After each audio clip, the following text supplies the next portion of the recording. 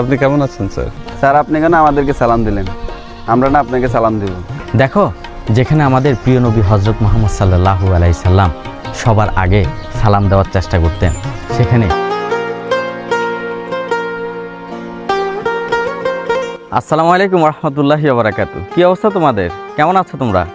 ওয়ালাইকুম আসসালাম রহমতুল্লাহ sir. Sir আলহামদুলিল্লাহ ভালো আছি। আপনি কেমন আছেন স্যার? এই তো আলহামদুলিল্লাহ আছি, স্যারও ভালো আছি। স্যার আপনি কেন আমাদেরকে সালাম দিলেন? আমরা না আপনাকে সালাম দেব, কারণ আমরা তো আপনার ছাত্র। দেখো, সালাম দেওয়াটা সুন্নত এবং সালামের জবাব নেওয়াটা ওয়াজিব। এখানে ছোট বড় সবাই আগে সালাম দিতে পারে, এটা নিয়ে কোনো সমস্যা নেই।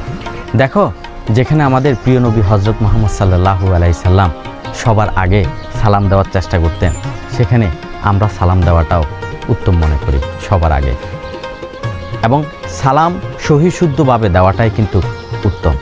আর সালামের মাধ্যমে আমাদের ভিতরে ছোট বড় বা শিক্ষক এবং ছাত্র বা উনি জজ ব্যারিস্টার, আমি ছোট কর্মচারী, এই যে একটা ভেদাভেদ, এই ভেদাভেদটা কিন্তু এই সালামের মাধ্যমে কিন্তু অহংকার জিনিসটা আমাদের কমে যায়।